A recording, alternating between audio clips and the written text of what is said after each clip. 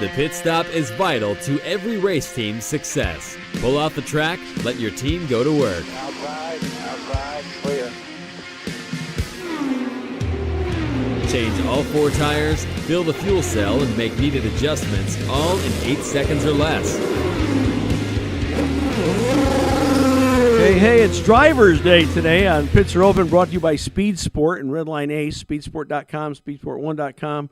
Speed Sport, your one-stop shop for all racing news, and redlineace.com. Redline Ace, your one-stop shop for all automotive graphics, located just minutes from the fabled Indianapolis Motor Speedway. Will Murata, your host, Alex Smith, our engineer-producer, and you guys, thank you so much. Hey, good racing weekend. A lot of things going on. A lot of things happened. Certainly, I was excited about Nashville. I wasn't excited about... oh, gosh, it was so sad. Was not excited about Christian Rasmussen crashing out, I think, on lap 1. That was... Gosh, he won the race the week before and had the DNF the second, so that was bad. Joseph Newgarden pulled a victory out last race of the season, so he was able to continue his 11-year streak with at least one victory. Been a pretty horrible year for Penske all around. Between the push-to-pass gate and the attenuator gate and problems that they've had. And, again, the first win they had all year was, that's right, Will Power at Portland, and then Newgarden Sunday. And, of course, the big news this afternoon, and I think everybody suspected this. I had heard a different report, but could not confirm it. So, came out this afternoon. Will Power will not be returning to Penske in 2026. 17 years, 2 titles, Indy 500, 42 victories with Penske, 45 total. And the leads all drivers with 71 career poles. And Power said Sunday, I always look back at my time at Penske. If I don't go back, it's one of the best times of my life. And then we sat down together. This is today. This is reported by Bob Pockrass. We sat down together today. Will felt it was time for him to leave, change beginning next season. Been an outstanding driver, teammate for the organization. I had heard, and again, could not confirm this, but I had heard that Penske was willing to offer a 1-year contract to Will, leaving David Malukas at Foyt for another year to refine. Will didn't want that, and so I guess ultimately you could say it was Will's choice to leave, but really, he was kind of pushed out a little bit there. And hey, I love Will Power, no secret about it. My favorite driver for years, and I think this cake was already baked, quite honestly. When we heard earlier in the year that while David Malukas was racing for AJ Foyt Racing but signed with Penske, I think that was the telltale. I just wish they had done this earlier. I don't think it was helpful for Will. Certainly, I don't think the fans enjoyed waiting. They knew what they're going to do, in my opinion. I think they already had the decision made. As I said, the cake was already baked. And Will handle it graciously, and of course all reports lead to the signing of David Malukas. Colton Herta is not leaving. I heard that a lot today. Going to Andretti. No, I don't think so. Colton Herta has pretty well closed the door on Formula 2. He said it's not, IndyCar is not the Formula 2 feeder series. Not interested, and so that's that. You got to give hats off to Tony Stewart. Tony Stewart won the Top Fuel NHRA title this year. I mean, my gosh, who could do this? Successful in NASCAR as a driver, as an owner, IndyCar, NHRA. I mean, just unbelievable. Tony Stewart is the man. Smoke is the man for sure. No question about it. I've got some other news I'll probably try to fit in later, but we're a little off to a late start. My fault. No one else's fault. So I want to introduce our guest. This is an amazing story. First of all, his family has a rich legacy in motorsports, particularly at the Indy 500. He's been racing for years. The types of racing is unbelievable. He's been in Xfinity. He's been in NASCAR Craftsman Truck, Silver Crown, Trans Am, Short Track Midget, USF 2000, F2000, F1000. And his family is synonymous in many ways with Indianapolis. And so for the first time, I'm going to welcome a great driver, good young man, a good example of a good driver, and that would be Nathan Bird, the Bird Man. Hey, Nathan. Hey Will, thanks for having me on the show. Well, That's a quite the nice introduction. I appreciate that a lot. well, thank you for coming on. I've known you and your family for a while, known your dad really. But it's been amazing to watch your career develop. I don't know how many different kinds of racing series have you competed in the last few years. I mean, it's hard to keep track of it all. What do you think? Yeah, it's sometimes I feel like it's almost easier to list the types of racing I haven't done rather than I have done. Yeah. But yeah, so it's just on top of the list. A lot of endurance racing as well, touring car Yeah. Yeah. racing, and more short track disciplines like super modified and pavement sprint car and very very short lived stint in a wing sprint car, Okay. wing pavement sprint car in the open wheel showdown, which I just never got to run Yeah. that car. But yeah, eventually I'm going to be just doing even more. And Yeah. I mean, I'm sure Cup Series is in the future at some point. Ideally, hopefully IndyCar. So yeah, just want to keep on stacking the list and just getting better as a driver. Is that really? I mean, I know for a lot of people. I mean, they'll race anything and happy to do it, but their heart is really at the Indy 500. Would you say that's still for you true in your career?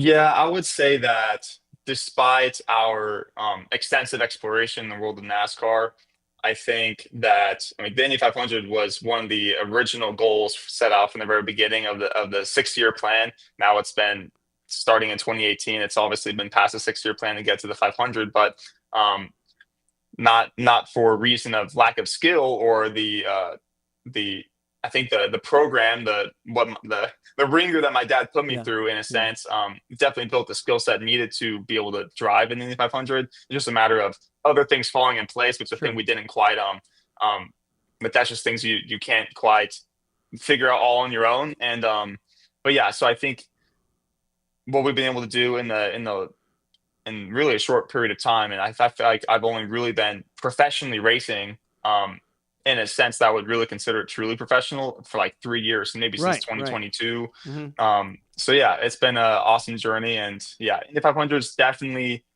still like that's like a legacy topper. That's like I consider that to be the if I can get there, fulfillment of my family's legacy in the Indy 500. And of course, what's better than running Indy 500 once is running it twice and a Yeah. third time and a fourth time just Sure. continued. Sure.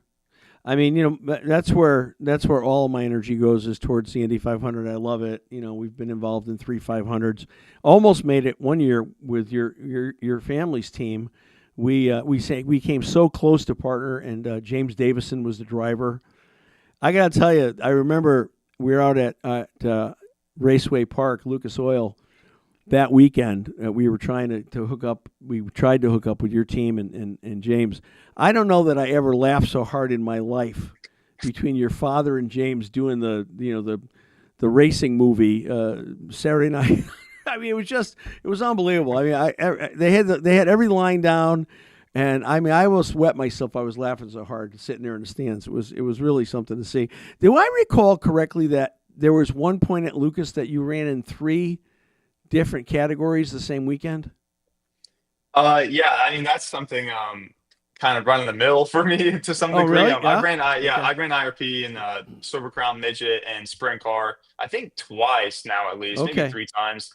I think earlier this year I did or at the very least like in October this year it's going to be double midget, national, and all star as well as the sprint car, I believe. Yeah. But yeah, so I like doing kind of triple duty at IRP. I've done that before. Wow. Actually, one time I think I did that in the USF 2000 car Hmm. as well. It was national midget USF Yeah. 2000 Okay. and the Silver Crown car. So I've done that a few times. So it's always really fun. It's a little bit hectic. You sometimes look back and I'm like, should I like be doing that many cars in the same Yeah. night? But I've been able to see success as I become a better driver. I've been able to see success in multiple divisions in the same day, like I almost did. Obviously in the national midget and Sure. the all star midget almost right afterwards. But yeah, we can get into that a little bit later. Wow. Hey, I know just recently you had a big win over a legend. Saw the replay. Great run for you. Cody Swanson. I mean, Cody in that world is pretty much won it all, and you held off a late charge and took the victory. That had to be pretty exciting, huh? Yeah, that was really exciting. And I mean, Cody Swanson's a great friend, like a mentor of mine. He's been with the Bertram Motorsports team, which I've been with them just a little bit before he came on board, just to really like help round out the program. And obviously, they've seen quite a bit of success at IRP with Cody Swanson's help, and I think that's not a coincidence. And he's helped mentor me on multiple different occasions. And even when we're not teammates, quote unquote, he's still mentoring me whenever I ask questions on the sprint car side, the Silver Crown side, Winchester, Salem, all these crazy tracks that he's had experience at that I'm coming in kind of fresh. And yeah, he's a great guy, and I really admire him. But yeah, it was pretty cool to I got a little bit fortunate, I will have to admit, having a fuel issue in qualifying that made me qualify sixth, which gave me the P1 invert after the top six invert. Yeah. And that wasn't part of the plan, believe me. And because otherwise I probably would have been P2, P3 like I was in practice. Right. But that invert is exactly what I needed to put Cody.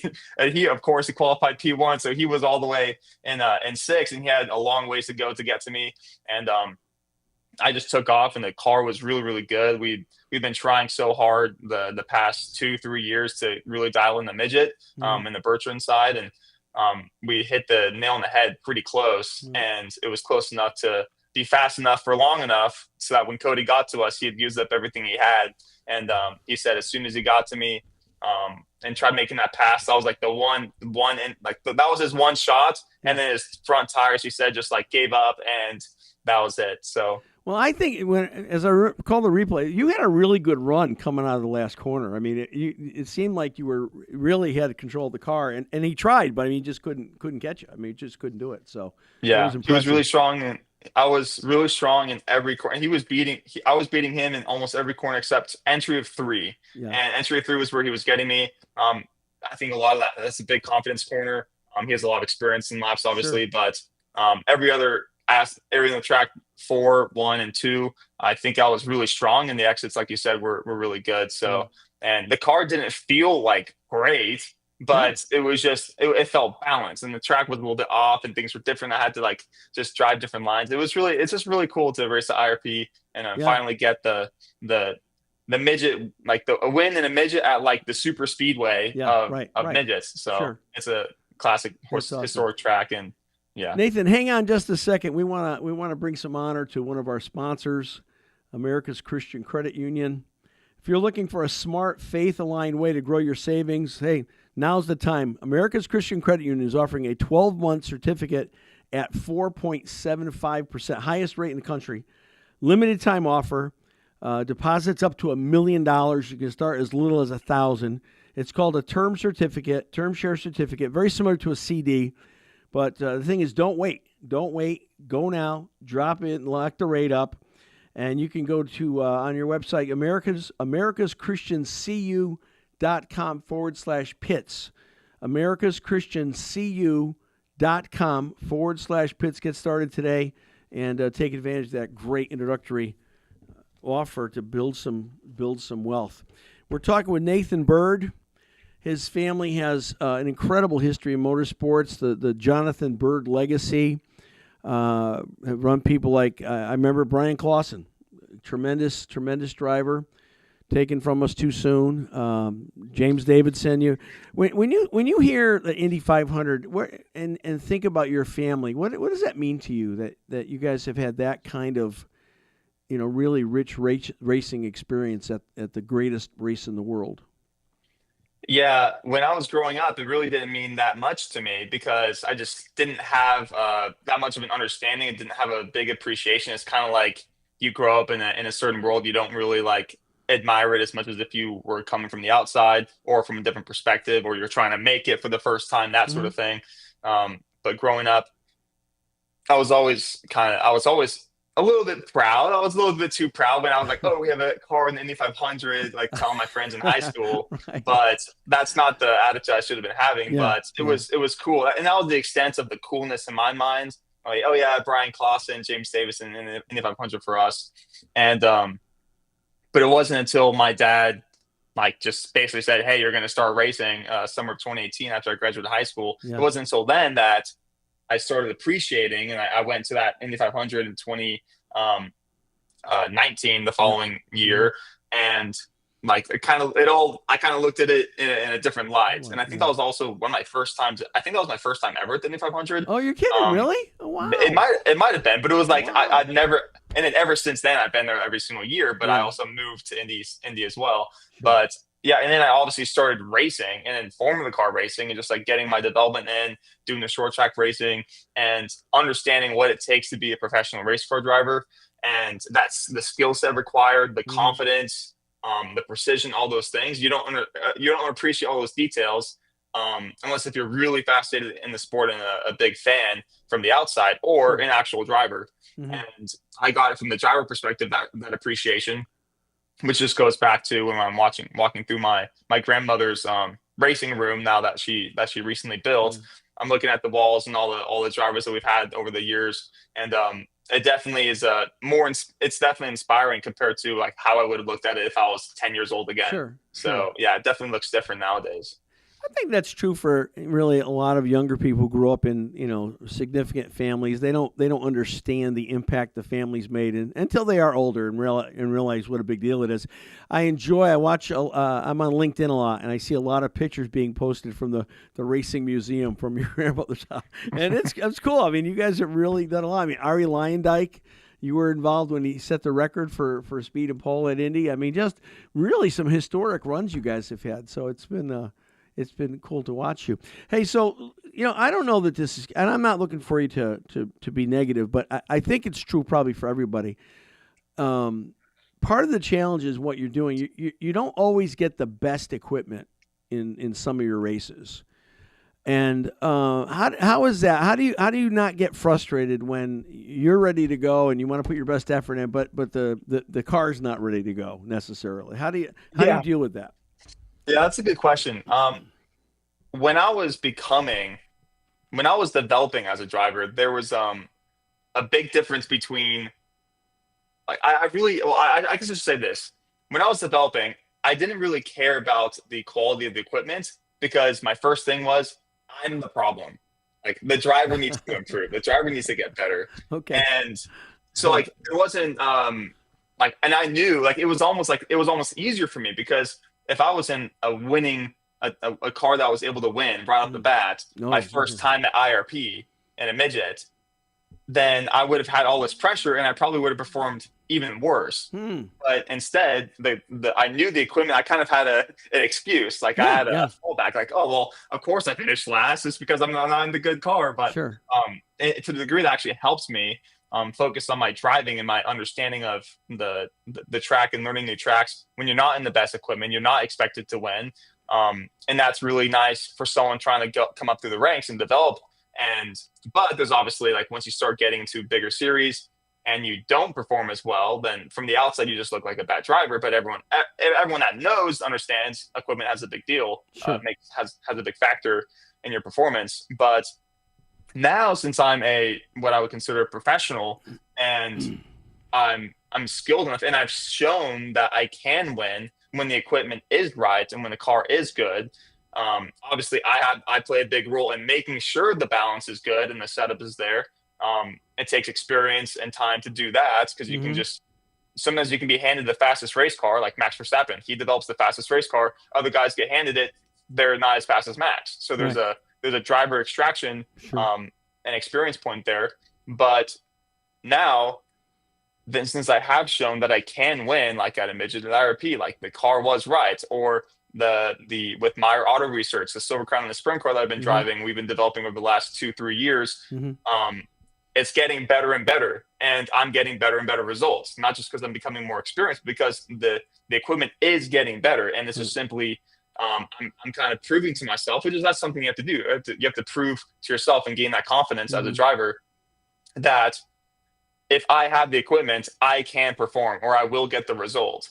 I don't think I'm in a situation where I underperform equipment as much as I would have in the past. So that's like a good confidence booster, because if I win a race with a car that's good, then I did the best possible. I think that was the best possible combination.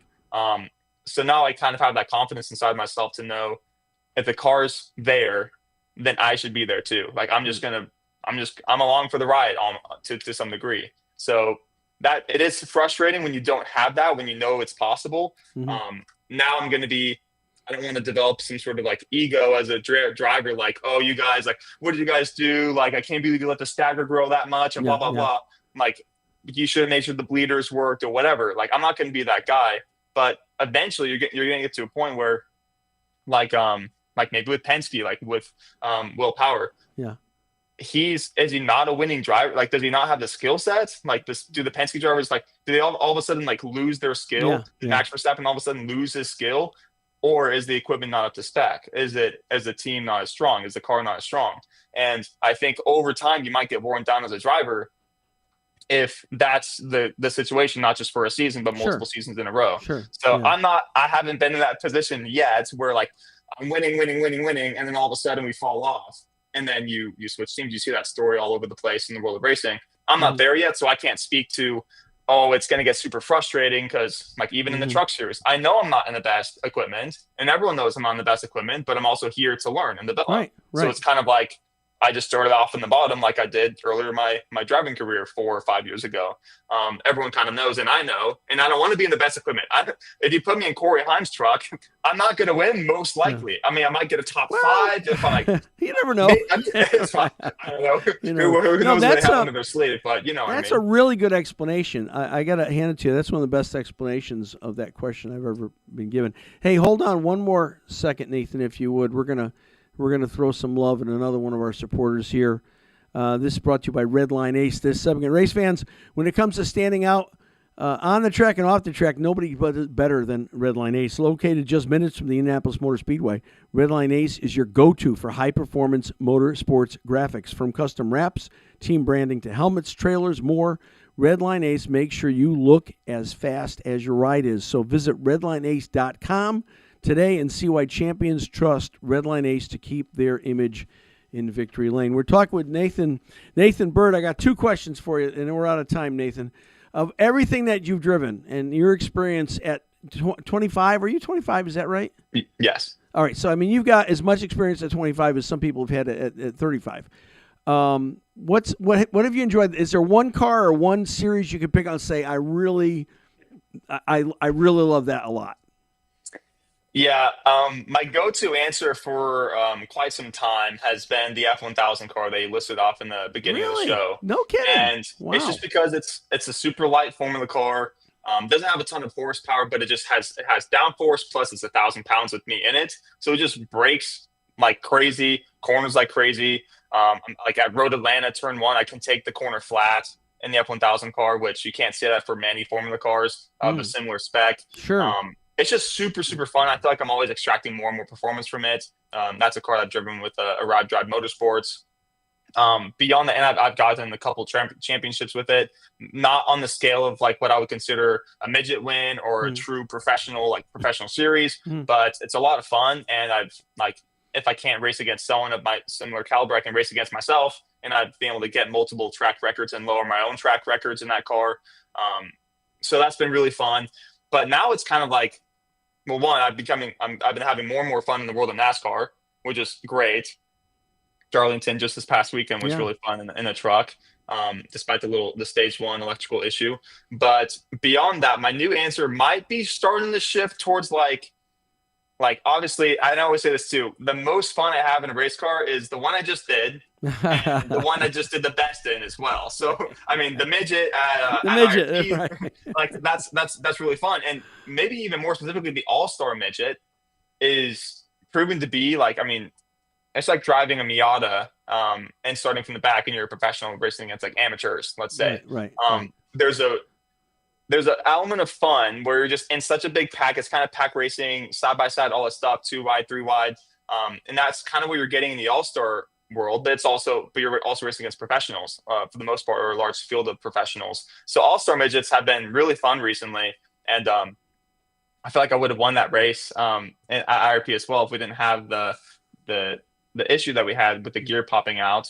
But Yeah, so I think that might be like I might be starting to go towards that because I haven't been doing as Yeah. much F1000 this year, but I think the All Star midget's been really fun, and obviously the national midgets been great for me too. So it's like sometimes you ask an author, "What's your favorite book?" They always say the same thing. The last one I wrote, right? It's kind Yeah, of exactly. Yeah, yeah. All right, That's a last good- question. We got to go. I know you're going to get to the Indy 500 someday. I know that's going to happen. Do you think this experience has built a foundation so when you get to that point, you'll feel ready? You'll feel ready to compete at the Indianapolis Motor Speedway? Yeah, I think two things are happening at the same time. I'm getting more and more experienced and confident in my abilities as a driver. And two, I'm realizing more and more just how big and challenging the Indy 500 is going to be. Yeah. So in a sense, I feel like I'm catching up, but then also like the gap, my expectation, like the gap of understanding is like, oh wow, this is actually like it's like when you're learning something, you learn how much you don't know and the more you learn about something. Right. So it's kind of like in racing, like I don't know how much, like I think that I feel a sense of awe that's growing for the 500. But I'm doing my best to kind of keep that gap closed so I can take advantage of the opportunity when the time comes. Yeah, that's awesome. Nathan Bird, thank you so much for coming on. Please tell your dad I said hi. We didn't get a chance to talk about your brother, your twin. Some people don't know you have a twin brother, but you do. And we'll catch up again. I hope you'll come on the show again. Thank you so much, Nathan. Yeah, I appreciate having you on the show, Will. It was a lot of fun talking with you. All right. Great to see you again. Great seeing All you. right, Nathan Bird, everybody. We're going to take a second. Got some great promo material from our good friends at Speed Sport, and then we'll be back with Lonnie Unser. Oh, man, I can't wait. First time I've ever spoken with Lonnie, and I can't wait to interview her. We'll be right back. The 43rd Annual IMCA Super Nationals is happening all this week from Boone Speedway. Each day, Speed Sport 1 will keep you up to date with the latest news and information with the Road to the Dance. Catch it Monday through Thursday starting at 7 p.m. Eastern. Friday's coverage will be at 5:30 p.m. Eastern. And Saturday's Championship Day will be at 3:30 p.m. Eastern. Stay on the lead lap with the IMCA Super Nationals Road to the Dance. It's free to watch. Go to speedsport1.com for details and viewing options. All right, ladies and gentlemen, welcome back. What a great show. We've got some great shows lined up for you. I've been teasing you for a few weeks about an upcoming new sponsor announcement, and it's already a done deal, but we can't say it because we're going to have the president of the company on first time as a guest here to make the official announcement. But I've said it before, but he's busy. His schedule is tough to line up, and so we're doing the best we can to get him, and we'll have him in a couple weeks. We'll have that company, and we'll make the announcement. We're excited about it. Anytime we have a new partner, we're always excited about it.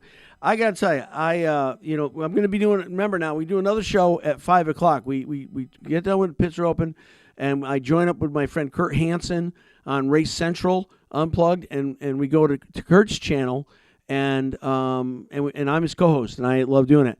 And Kurt had mentioned to me, I don't know how it even came up, but he just mentioned to me that he had met and is familiar with Lonnie Unser. And of course, the Unser family is legendary. You know, between Al Jr., Al Sr., and Uncle Bobby, 9 500 wins. It never happened before. No one's can ever say that. And so it's been really exciting to be around that. And then now I think I know I could be wrong, but I think Lonnie is the current and only driver to be carrying the Unser heritage along with her. So we're gonna have her on in a minute. Do we have is that no, not yet? Okay, so we'll see. We're waiting for that to happen. She's got quite a racing dossier herself. While we're waiting for Lonnie, let me just say, too, a lot of people are already talking, and I hear the rumor mill about, Will Power is going to go to Andretti. I don't think so. And the reason I don't think so is because there was a lot of talk about Colton Herta going to Formula 2 to get points for a super license to go to Formula 1. Colton pretty well put the stop on that this past weekend. He said things like IndyCar is not a feeder series for F2. He's happy at IndyCar. He likes IndyCar. There was some meme, a Rick Astley "Never Gonna Give You Up" meme that came out with associated with Colton. but either way, I mean, I don't think it's true. I don't think he's going. I think he's staying with IndyCar. I don't think it would be helpful for him to go to F2 because even he said you could go to F2 and unless you win the championship, you're going to be discredited, right? So I think my feeling is Colton Herta is staying with IndyCar. Same thing with Alex Palou. Alex said definitively there's no interest that he has to go to Red Bull F1. IndyCar is the only place for him. He said he might consider doing some endurance racing. But and think of it, what a position he's in. He is in a position right now that he could become the greatest IndyCar driver of all time. He's got to get a few more 500s under his belt, a couple more championships. And you say that like, oh my gosh, it's the craziest thing in the world. Who could possibly do that? Well, the fact of the matter is, he could do it. He could do it, and there's no reason at all. And this just breaking. Rinus VeeKay has informed Dale Coyne Racing that the Dutchman will not be returning to the number 18 next year. So now VeeKay's gone. So you've got VeeKay's gone, Will Power's gone. I'm predicting, well, I don't know. I shouldn't predict this because I don't know for sure. Again, it's silly season, and a lot of people talk and a lot of people say things. But I think there's a number of people that are going to be looking for rides or wanting rides next year. I don't know if Jacob Abel will be staying with Foyt. I don't know if Devlin DiFrancesco will be staying with Ray Hall. Certainly don't know if Stingray Robb will be staying with Uncos. So there could be some open spots there. We'll see. But, yeah, so Will Power definitely not coming back to Penske. And now I have to say thank you to my good friend Mark Baker for passing this along. And this, again, just an hour ago, this was released. Rinus VeeKay not coming back to Dale Coyne Racing next year, which is hard for Dale. Dale's always he's always broken young drivers. And they move on. He broke in Santino Ferrucci. He broke in Alex Palou. Alex Palou was at Dale Coyne before he was at Chip Ganassi. Funny story about that too. I don't know if this is 100% true, but I think it is. I think actually Chip Ganassi was actually talking to Santino before Alex Palou, and for some reason at the end of that discussion, I think I recall this correctly, Dale put the brakes on Santino, and then Chip shifted over to Alex. Well, fateful decision for Ganassi Racing. But Dale's been a great guy over the years. He's a great guy. He's been a great team owner over the years. And, he always brings people in, and then these young drivers, and then they depart. So he's kind of been a development series in a lot of ways for people. So, but that's just breaking. So Will Power not at Penske next year, and Rinus VeeKay not at Dale Coyne Racing next year. What else can I tell you about? We mentioned Tony Stewart winning the NHRA championship. Who else has done what Tony Stewart has done? Really, IndyCar, NASCAR owner, and now somebody that's done amazing things in NHRA. I mean, what's this? His second or third season he wins Top Fuel? I mean, nobody does that. That's just absolutely incredible. So we'll be talking about this and a lot more on Kurt Hansen's program, RaceCentral.com. Alex, I think Kurt's going to come on at 4:55, and hope he's got the right link there. 4:55, and give us a little tease of his show. And I'm happy to be doing it. I love co-hosting with Kurt. It's an honor. He's a very, very well-respected broadcaster. He's been doing it for a long, long time. I look to be able to learn a lot from Kurt, and it's wonderful. All right, we're still hanging out. We're waiting for Lonnie Unser, and we hope she'll be here. She'll be here soon. Let's see, Alex. I'm wondering if have we got any like text messages or anything, or nothing as of yet. Okay. Okay. I'm gonna send contact information to you. Maybe you can reach out via text and see.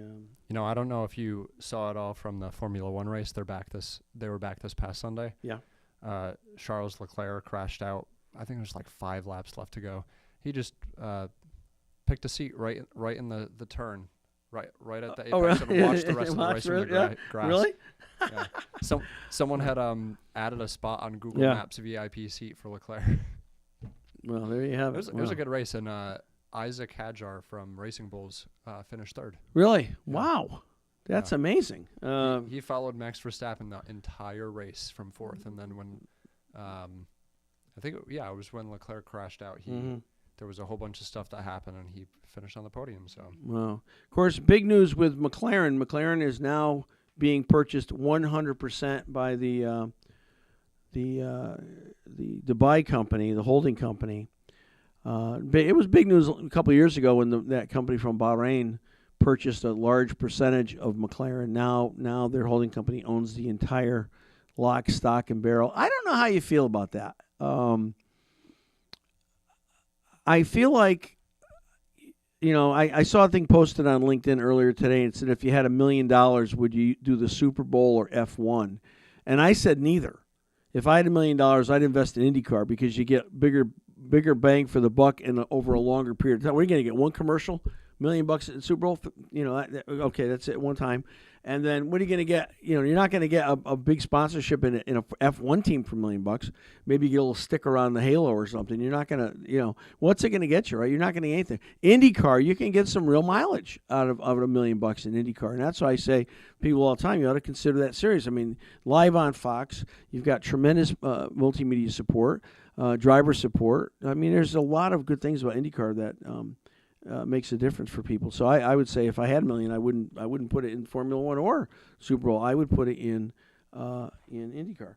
All right. So while we're waiting, yeah, those halo spots are definitely way more expensive than that because they have the onboards. You can see the halo. Those go for a pretty penny. Yeah, no, and you get a lot of views on those things. Nielsen tells us this. Yeah. All right. Again, now this is according to Marshall Pruitt. I don't know. Maybe. According to Marshall Pruitt, Powers is going to Andretti, VK is going to Foyt, and Malukas to Penske, which we know, and Herta is to F2. So I don't know. I mean, Herta was pretty adamant, it seemed, over the weekend. He was not going to do that. But this is, according to Marshall Pruitt, Power to Andretti, VK to Foyt, Malukas to Penske, and Herta is leaving. Now, the thing about Herta, you got to remember, he started his career in Europe. He ran for years. I think he went over there when he was like 15 or 16 years old. His dad sent him over there, and he ran in Europe for years. So he's very familiar with the layout. He's the lay of land. He's very familiar with the attitude there. Much different attitude racing in Europe than the United States. If he really has his heart set on F1 and thinks he can make a career there, God bless him. But yeah, so VK to Foyt, that makes sense. I guess the other two, as I said, the other two spots that I'm interested in to see what happens is Stingray at Uncos and Di Francesco at RRL. Now they've got Graham there. They got Louis Foster, Rookie of the Year. Congratulations, Louis Foster, Rookie of the Year, IndyCar.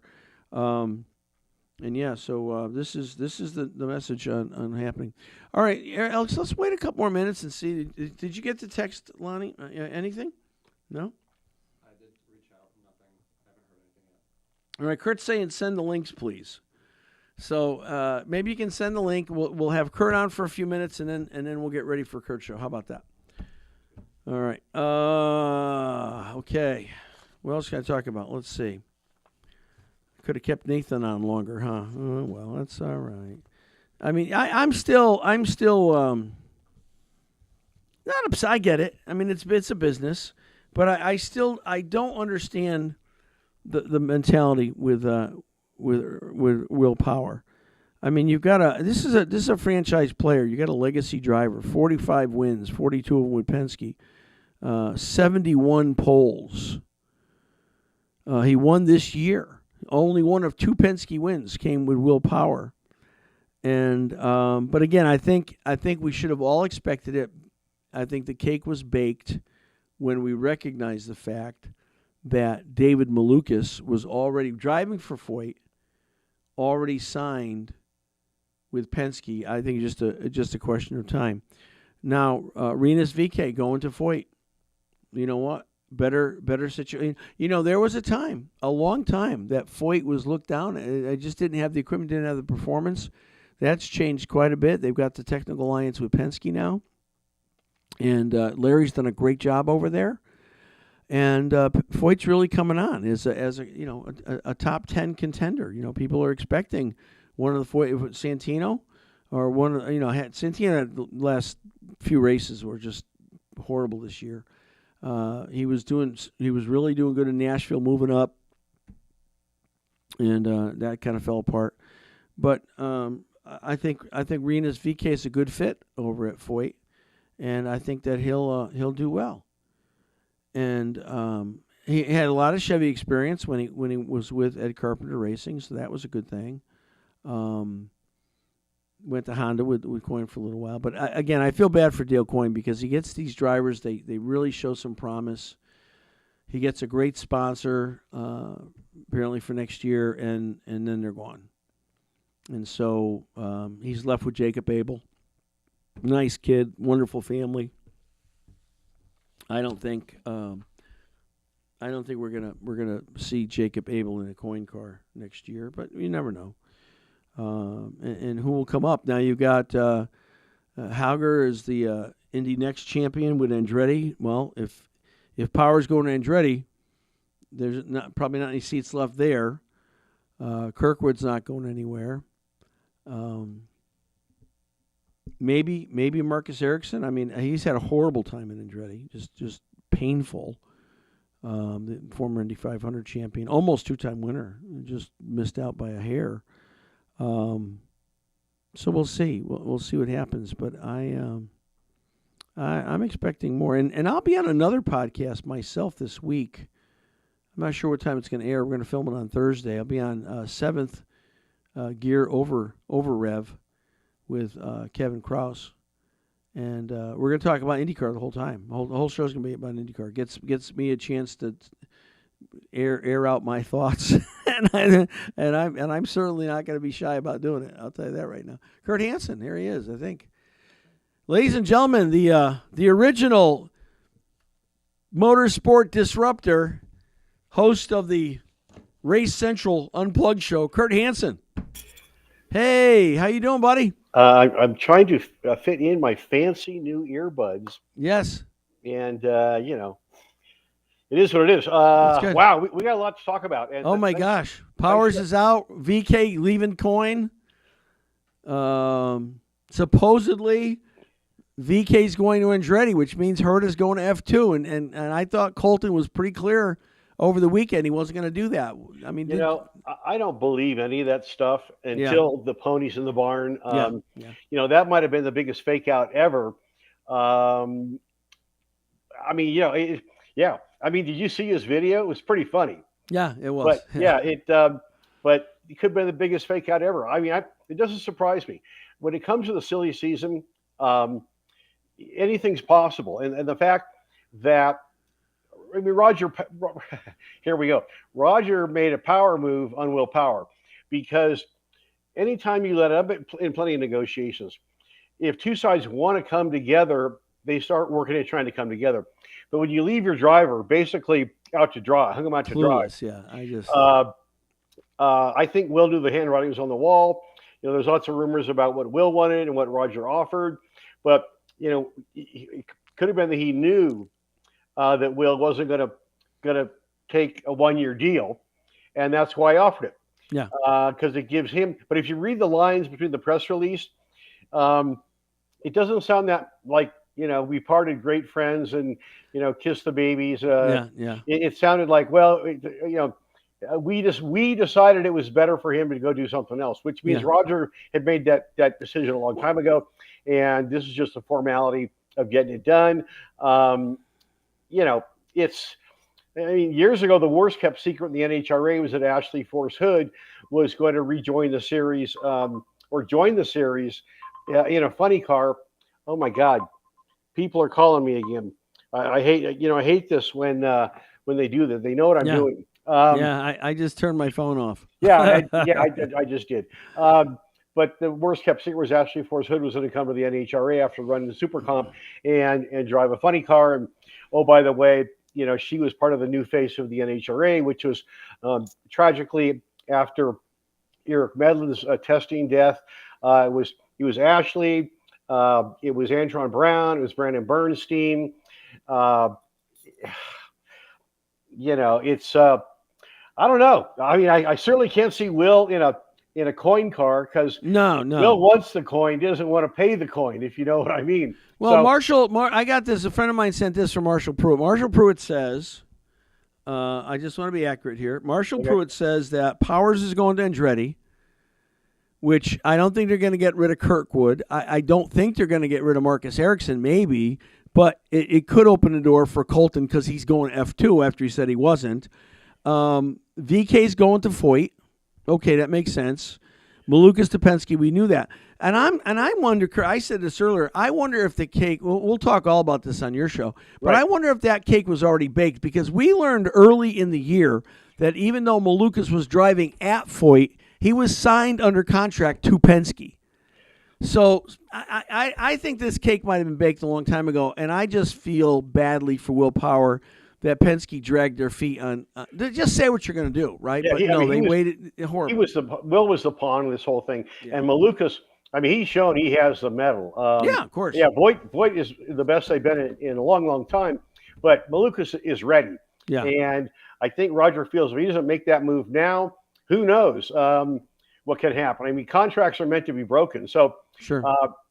I mean, Colton and F2. I mean, I don't see it.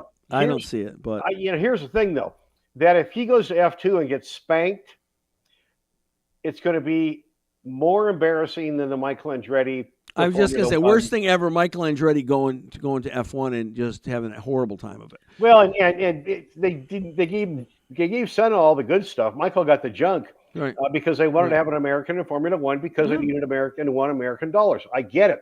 Everybody wants American dollars, even the Americans. I mean, that might be one of the best fake outs ever if, in fact, he does go to Formula 2. Yeah. VK, can you imagine Santino Ferrucci and right as VK on the ovals? That's going to look like the Air Force coming in. No, that's going to be F-22 powerhouse. Raptors. Wow. Yeah. Well, I'm happy for Larry Foyt because they had a lot of lean years, and I'm happy that Santino's performing well and Malukas performed well. A little bit of a shunt for Malukas at the end there in Nashville. Boy, people were concerned about that, but apparently okay. I was texting with Larry during the race, and he texted me right after this. Dave was going to be okay. He's a little banged up, but and rookie of the year, Louis Foster. Boy, what a way to put a stamp on your rookie of the year, make a total rookie mistake. And, he punted, not intentionally, I don't think. No, of course not. But he squeezed. It was pretty David, and David had nowhere to go. Yeah. And that's the big, anytime you break the safer barrier, it's not safer anymore. That's a bad look. But we got to talk about NHRA, Indy Nationals. Yep. A lot of good stuff there. Of course, IndyCar, which is your deal and my deal too. NASCAR, what an embarrassment for, my God, the Hendrick guys this weekend. I mean, the pit stop on the 48 looked like, I'm not going to say that word because I don't get in trouble with anybody, but a fire drill. A blank fire drill. A bad Xfinity team. Oh, geez. God. Man, oh, man. Will, you must have had your Will Moratti Wheaties this morning. Yeah. Yeah. Well, Kurt, listen, we're gonna come back. We'll be on Race Central on your channels, which now people can go to your website, I believe, right? RaceCentral.live. There's a special window there, and as soon as we go live on RaceCentral.live. We also YouTube? YouTube at Race Central Media. Okay. And I believe we're connected now to my Facebook, but I'm not sure of that yet because we'll see. Check again. But the website is probably the most reliable place, right? Right? Yeah, website. RaceCentral.live. Okay. Yeah. All right, so we'll be back at a little after 5 o'clock or 3 o'clock your time, Mountain Time. Yep. 5 o'clock Eastern Time, and I'm ready to go, Disruptor. Yeah, I'm going to go change my underwear, brush my teeth, and get my earpods in correctly. My mom always said, "A little boy, you're going to the dentist, change your underwear." I'm like, what kind of dentist is this? Right, yeah. Right. Anyway, we'll see you in a minute. RaceCentral.live is a place to go. Will's right there. Kurt's right here. I'm wearing my my Rockies silk T-shirt that I got for free. Impressive. Beautiful ballpark. Yeah, not a very good baseball team, but I no, still horrible. Yeah. Okay. Well, Can't they're have as bad. everything. Yeah, they're as bad as the Wallingford widgets. The Wallingford widgets, exactly. Yeah, yes. yeah. All right, Kurt. Don't I'll you see you in have a few minutes, submarines buddy. Don't you have submarines? We have there? submarines. We make submarines in Groton. Yes, we are the home Yes, of we do. submarine nuclear. Hallelujah. submarines. God bless Okay. America. All right, we'll see you in a little Bye-bye. bit. See ya. Kurt Hansen, everybody. Hey, that's it for us today. Listen, we'll try to reschedule Lori. I'm sure there's a reason that didn't work out. And please, if you're watching on the old YouTube channel, which is The Pits Are Open, please go to the new YouTube channel, The Pits Are Open Podcast, because we're going to be shutting down that other channel permanently. So please go there. And please go to our website, pitsareopen.com. Sign up for our newsletter. We have a great newsletter. It comes out weekly, gives you a preview of the show, some great articles via Speed Sport on there, some other things as well. So that's happening. So the website's important, pitsareopen.com. Sign up for our weekly newsletter, and then you can watch us on the Pits Are Open Podcast YouTube channel, also on Spotify. And we're still on Facebook on Roddy Autosport, but we're probably going to certainly by the end of the year, we're going to be phasing that out. So we'll be exclusively on YouTube and Spotify. Alex, great show today. Thank you so much, guys. Thanks for watching, and have a great rest of your week. And we will see you next week.